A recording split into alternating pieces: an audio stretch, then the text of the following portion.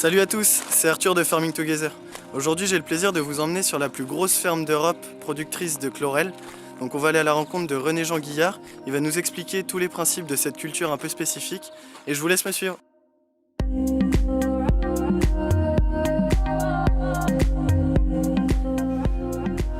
Bonjour Arthur. Bonjour, tu vas bien? Ça va bien? Ouais, nickel. Bienvenue. Bah merci. Bienvenue chez Algaï. Ouais, bah, tu l'auras compris, je suis pas là pour rien. Ça m'a particulièrement attiré, cet ingrédient mystère en quelque sorte est extraordinaire si je peux dire. Ouais. On en entend de plus en plus parler, mais concrètement qu'est-ce que c'est? Eh ben, je vais te faire découvrir tout ça. Ok. Tu vas voir ça. Ça marche. Bienvenue. Venez.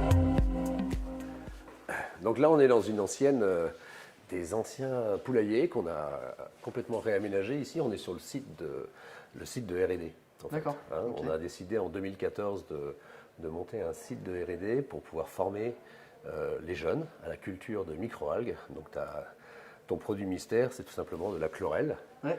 La chlorelle, c'est une microalgue que l'on produit ici, mais il n'y a pas d'école pour apprendre à cultiver. Et puis également, on fait autre chose, on fait du lombricompost à échelle industrielle. D'accord. Et je vais t'expliquer pourquoi on fait tout ça. Et puis après, on ira sur l'autre site à Plugna. Ouais, ça marche, avec Si ça plaisir. va. Donc voilà, tu vois, c'est un laboratoire ici où l'on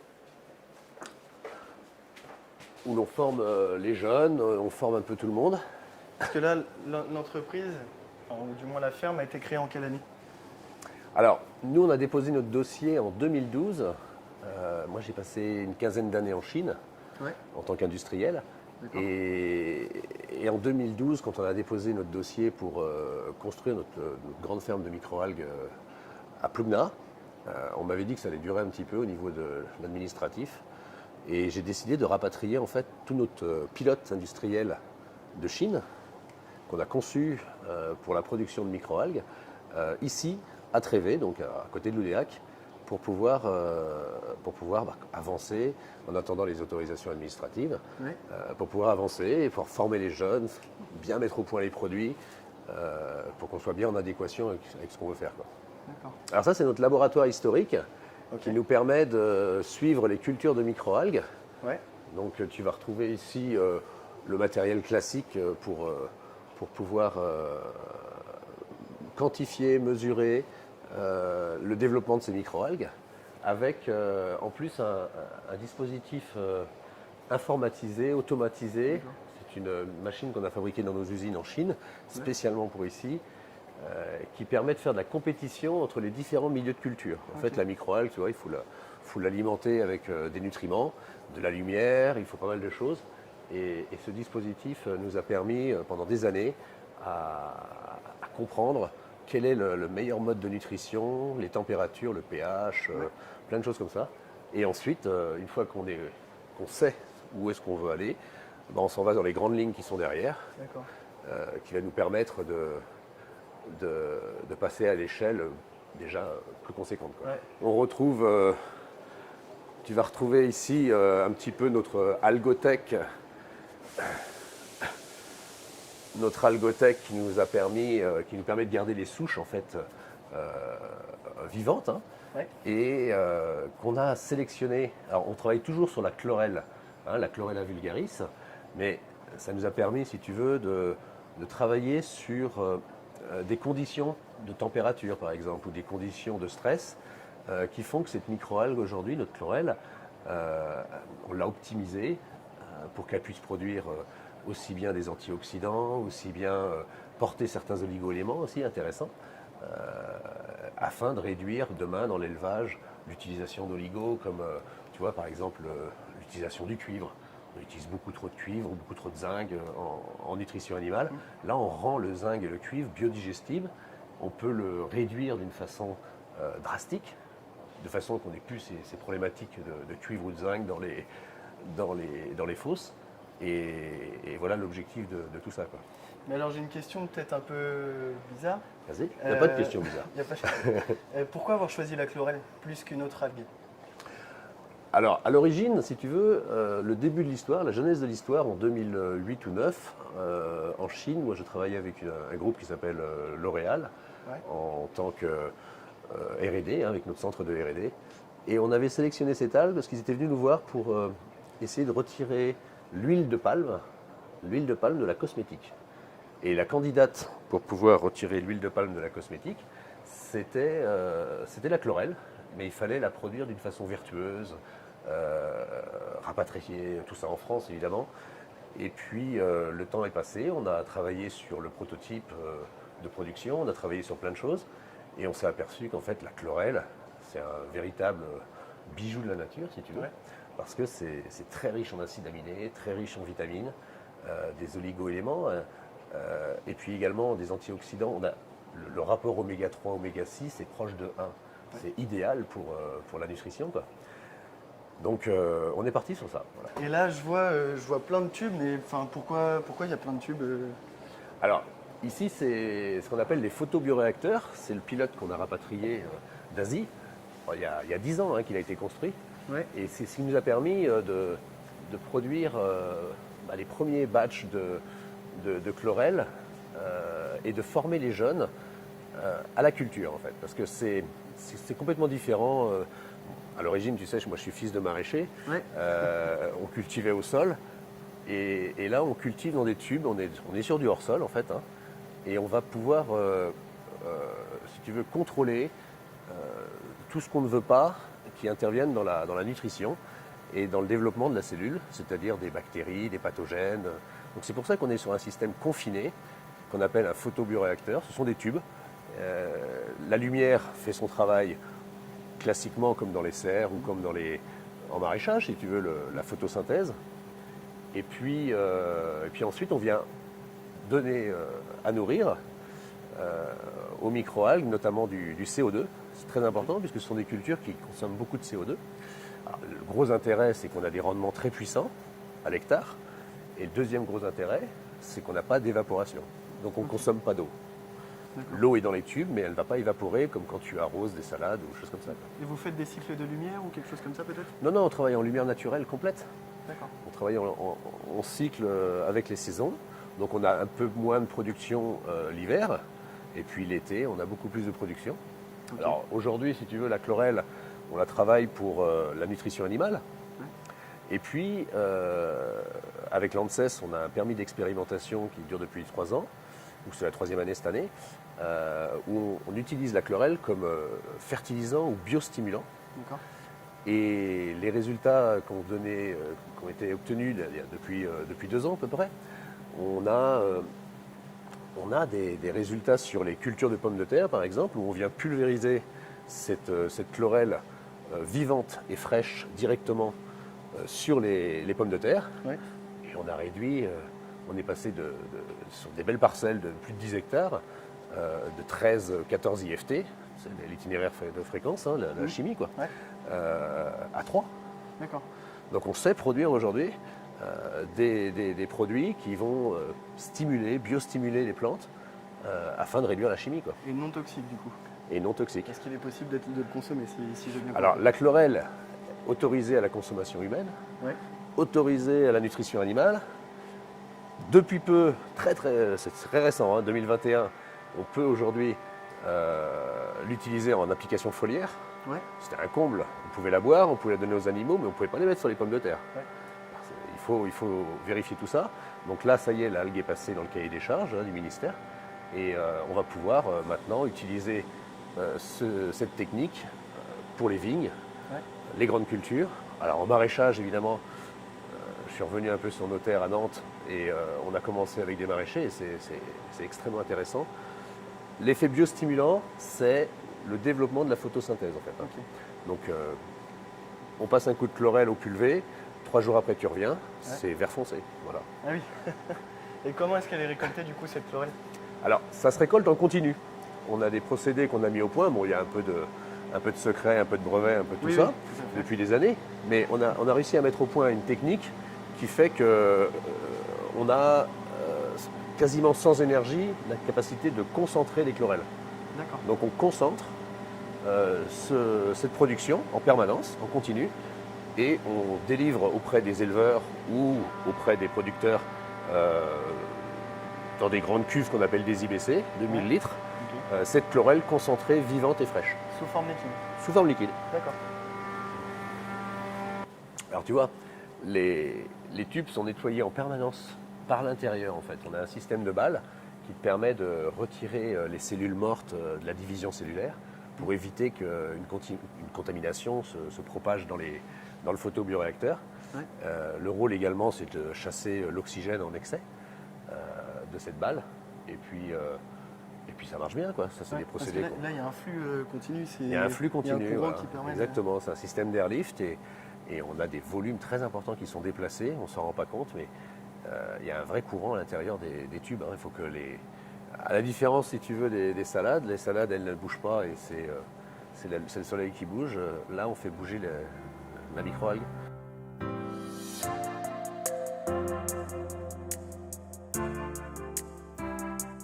Donc voilà, donc tu vois Arthur, là on arrive dans le deuxième grand département de notre activité, c'est la lombriculture. D'accord. Alors lombriculture, c'est la biotransformation des matières organiques par des vers de terre. D'accord. Sous la forme derrière de granulés ou... Alors, avant d'arriver à ce stade-là, si tu veux, on va d'abord faire digérer les matières organiques, ça va passer dans le tube digestif des vers de terre, et ça va ensemencer des matières organiques avec des bactéries qu'on appelle les bactéries bénéfiques, les bactéries bénéfiques du sol. Et on va récupérer donc une strate importante au bout de quelques mois qu'on appelle le lombricompost, qui est en fait de l'humus.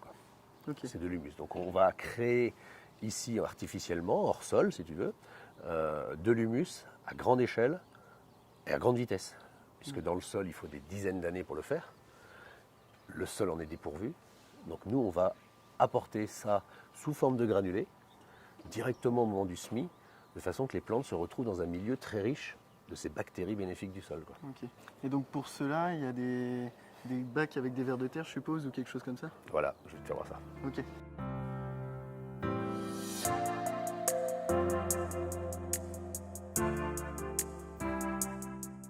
Si tu veux, on va arriver dans les bacs, dans les lombricompostières. C'est là où on fait également beaucoup de R&D sur le lombricompost et la lombriculture en général. Ouais. Alors, si tu veux, ce sont des bacs où on va apporter la nourriture tous les 10 jours par le dessus afin d'obtenir un produit 100% digéré.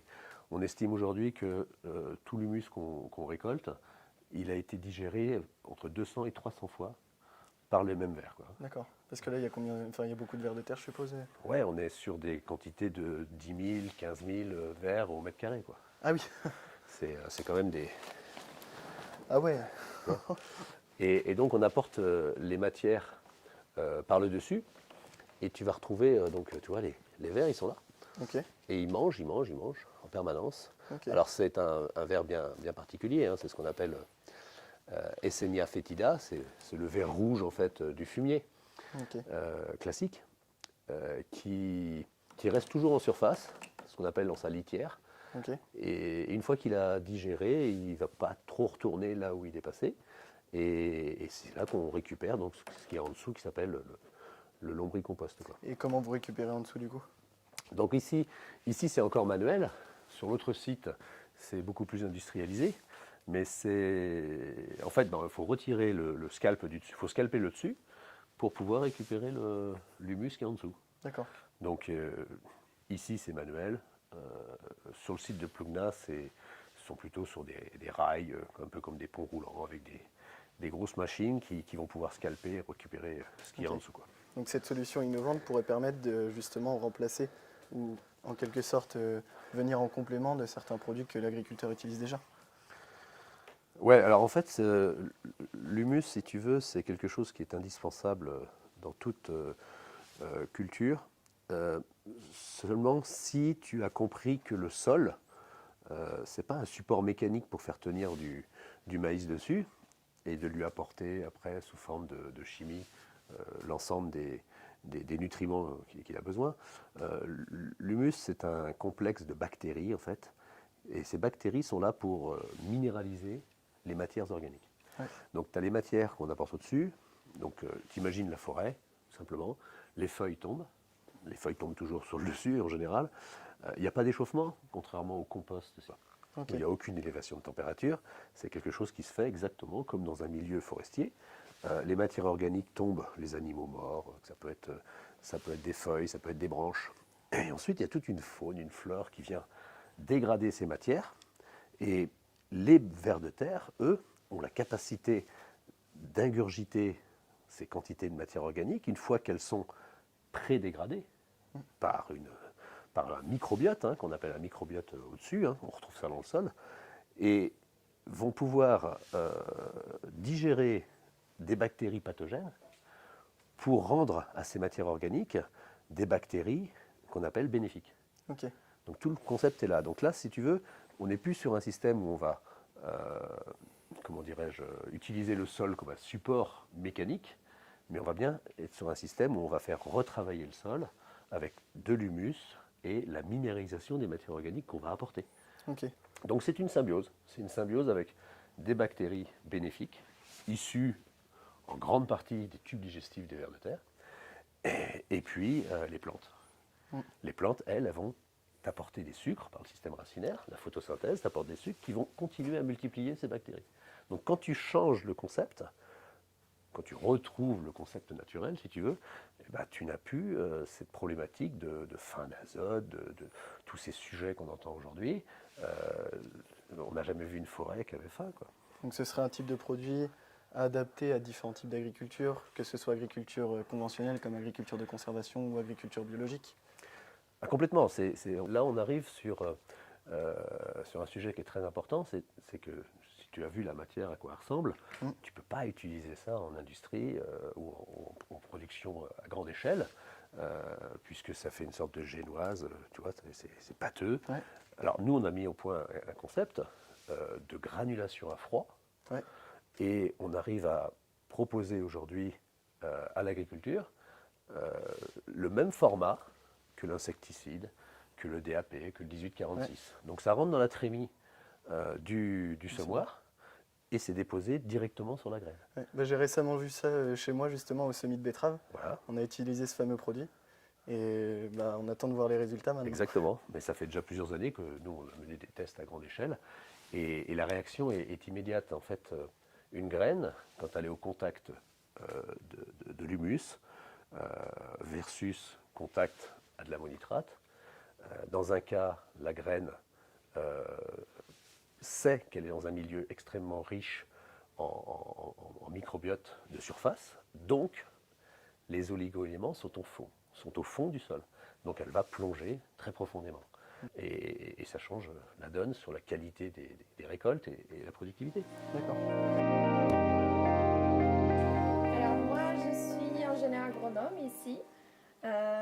J'ai une spécialité en sciences du sol, un doctorat en sciences du sol. Donc je m'occupe de tous les projets en lien avec notre procédé de lombricompostage. D'accord. Mais aussi les projets en lien avec l'utilisation agricole des produits, donc le lombricompost, le percola. D'accord. Donc ici, je suis en train juste de trier les vers de terre, donc les Enaphetida. J'imagine que vous avez eu, exact, ça y est, ils sont au courant. L'opportunité de voir.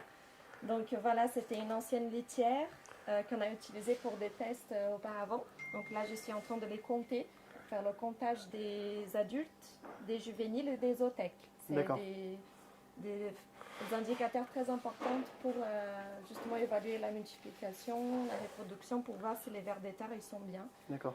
Merci Anna. Merci. Donc là, c'est les lignes qui sont dédiées uniquement à Green Bloom, cette boisson.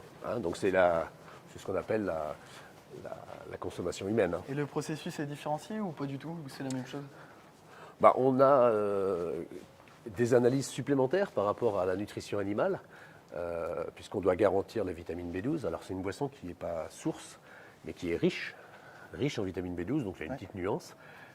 Les allégations sont très importantes quand tu fais une boisson.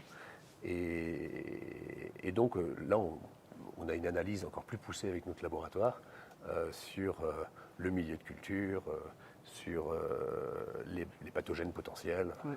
Okay. Donc voilà.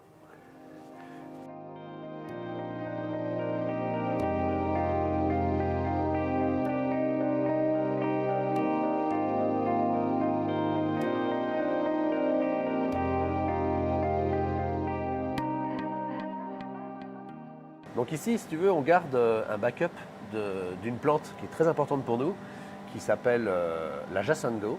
Ouais.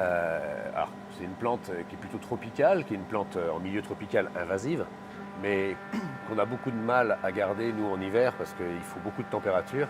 C'est une plante qui ne supporte pas le froid. Alors, dans le concept que je vous ai présenté tout à l'heure, il y a ce qu'on appelle la phytoépuration. Et on a beaucoup de liquides quand tu fais de la méthanisation des fluents d'élevage, comme le porcin, par exemple, tu vois, les lisiers. Et ben nous, on traite ces liquides par phytoépuration grâce à cette plante. Donc, sur site à Plugna, on a plusieurs hectares de cette plante sous serre qui va permettre, elle a deux grandes facultés. Premièrement, elle est capable de grandir très vite. Elle a le règne de croissance le plus important de la végétation. Et puis, elle va abattre certains oligo-éléments importants qu'on a trop d'azote ou certains, l'ammoniac également est capable de travailler là-dessus. Et puis, elle a la capacité de faire de l'évapotranspiration. Ouais. Et l'évapotranspiration, pour nous, c'est important parce que ça permet de réduire des volumes sans endommager la nature, puisqu'on va rendre à l'atmosphère de la vapeur d'eau, en fait. Et on va pouvoir même la récolter, cette vapeur d'eau, parce que nos systèmes de toiture de serre sont équipés pour collecter ces vapeurs et récupérer de l'eau pure. Sur le site de Plugna, on ira tout à l'heure, il n'y a pas de consommation d'eau par forage ou de l'eau de la ville. On a un circuit complet de récupération des eaux de toiture et de l'évapotranspiration. Ok.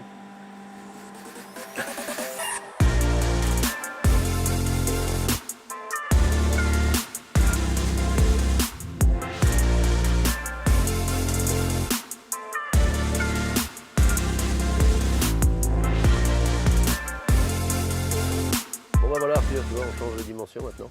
Ouais. Bienvenue à Plugna, sur le site d'Algae. Donc là, c'est 32 hectares, avec la méta, avec la production de chlorelle, la lombriculture. Mais là, on passe à échelle industrielle. D'accord. Les demandes et les besoins sont énormes. Hein. Je ne sais pas si tu as compris, par rapport au conventionnel et la chimie, maintenant, il faut savoir répondre à une certaine demande. Voilà, il faut être à l'échelle, il faut être en qualité, il faut être industriel, en fait. Tu peux pas faire tu ne pourras pas régler un problème comme on a aujourd'hui avec une solution anecdotique. Quoi. Ouais. Là, je vois, vous avez un pulvé Évrard. Voilà, on a un pulvé Évrard, donc ça c'est pour nos clients, c'est spécialement pour la pomme de terre, donc c'est pulvériser de la chlorelle. Alors je ne vais pas t'apprendre que le traitement aujourd'hui, même quand on voit ce genre de véhicule sur la route ou dans un champ, c'est beaucoup décrié, il y a beaucoup de problèmes de phyto. Ouais. Donc là, on lui a mis les bulles vertes. Et l'objectif, c'est de faire comprendre aux gens qu'on a des solutions. Quand on met de la chlorelle dans un pulvé Évrard pour arroser les pommes de terre, pour traiter, en fait, on peut boire le produit qu'on est en train de mettre là. Ouais. Tu as goûté la chlorelle? Oui. Et c'est ce fameux produit-là qu'on met dans le... C'est le même. C'est exactement le même. Donc on pourrait arriver dans le bout du champ, admettons, voir le chauffeur et... Ouais, tu dévisses une buse et puis t'en bois un coup, c'est à chaud. C'est ça le but. D'accord. C'est ça l'objectif.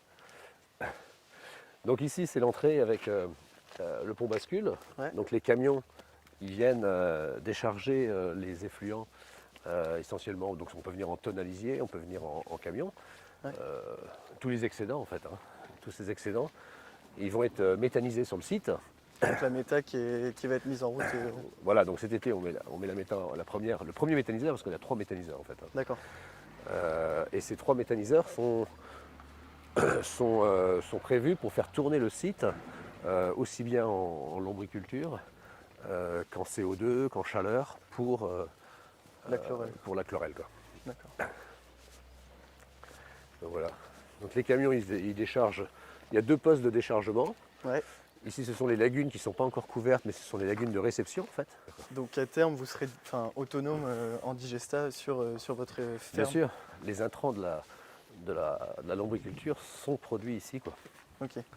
Mais avant d'emmener dans le digesteur, ici, tu as les caissons. Ici, ce sont des échangeurs.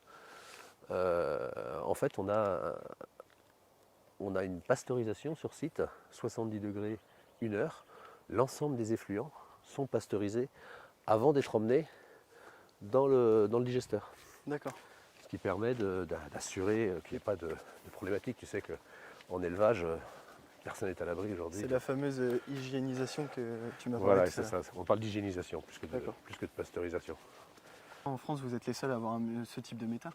Voilà, c'est un modèle qui a été développé pour obtenir un digestat, comme je te disais, de qualité, afin qu'on ait de la performance sur la lombriculture derrière, sur le lombricompost.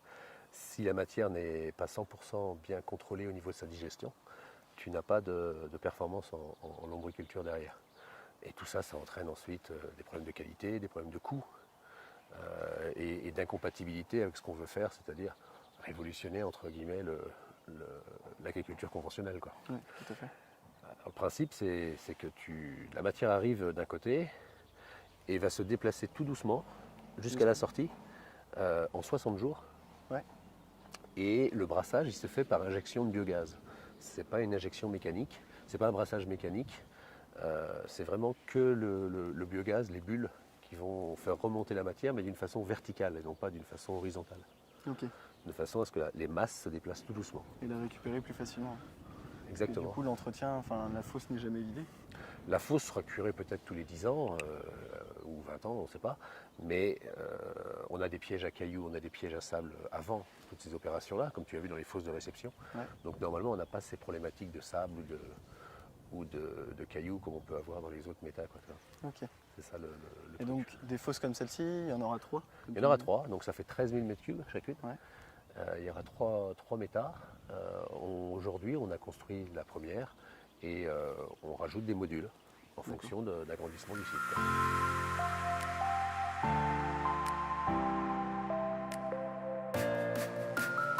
Donc Arthur, là on arrive dans le site de production de microalgues de Plumna. Ok. Donc ça c'est ici, si tu veux, la zone de départ. Tous les jours on a des départs pour livrer aussi bien les élevages et puis les produits de biostimulants pour la partie végétale. Ok. Et c'est comme ça que je vais pouvoir faire découvrir tout ça. Ok. Ok, donc là, si tu veux, c'est la zone de stand-by où les lots vont être analysés pendant 24-48 heures avant d'être libérés par la qualité, comme je t'expliquais Maël à côté. Ouais. Notre objectif, c'est de livrer 100% des produits contrôlés afin qu'on n'ait pas d'accident. On est sur une algue vivante et fraîche, hein. Ouais. On n'est pas sur un produit lyophilisé. Donc c'est très très important d'avoir la performance et la sécurité, quoi. D'accord.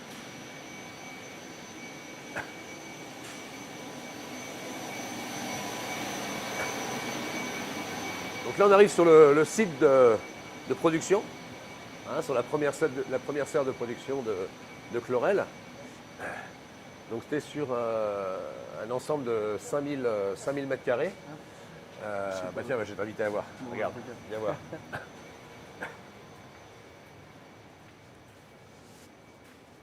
Donc là on est sur le même concept, mais avec une nouvelle génération de photobioréacteurs qui ont D'accord. été développés par mes entreprises, qui permettent d'avoir encore plus de performance. Ce sont des photobioréacteurs de 125 mètres de long. D'accord. On est sur 11 niveaux. Et chaque cluster fait 85 mètres cubes. Et on est en production du 31 décembre, enfin du 1er janvier au 31 décembre, avec des fluctuations en fonction de la luminosité, quoi. Ouais.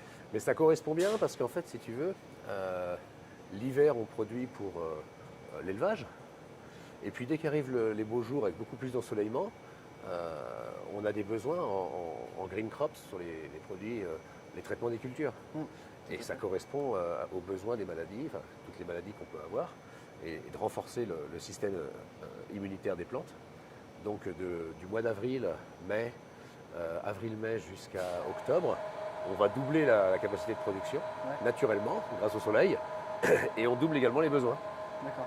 Donc on est bien en adéquation avec la nature, quoi. Très bien. Et puis on a des lignes, tu vois, des systèmes de rideaux. Donc les maraîchers ils vont dire mais ça marche pas ça dans une serre de maraîcher parce que tu peux pas mettre dans le noir Ouais. complet une serre. Et en fait comme c'est l'algue qui se déplace, nous on peut réduire la luminosité et on réduit cette luminosité en fonction de la concentration d'oxygène dans le milieu. Ok. En fait la Pour chlorelle, relancer la production. alors la chlorelle va produire beaucoup d'oxygène. Cet oxygène à très haut niveau est létale pour la chlorelle. Elle va mourir, elle va changer de couleur. Mais elle est très intéressante également si tu maîtrises le concept. Parce que pour lutter, la chlorelle elle va produire des antioxydants. Et nous, notre cheval de bataille, si tu veux, c'est de contrôler l'exposition à la suroxygénation du milieu pour produire le maximum d'antioxydants, de façon que cette chlorelle soit très riche et très puissante.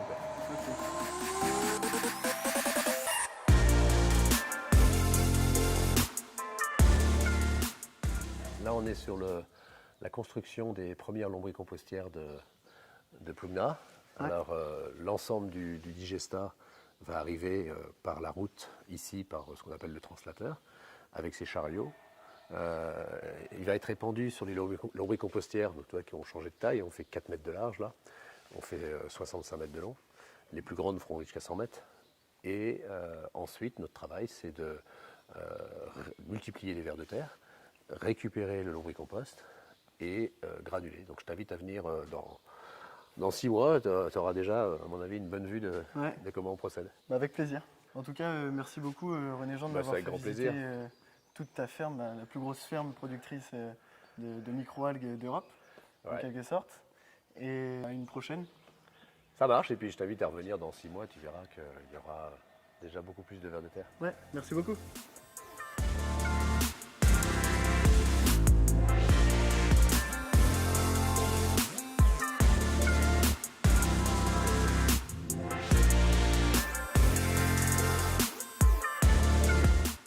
Comme vous l'aurez compris, c'est la fin de cette vidéo.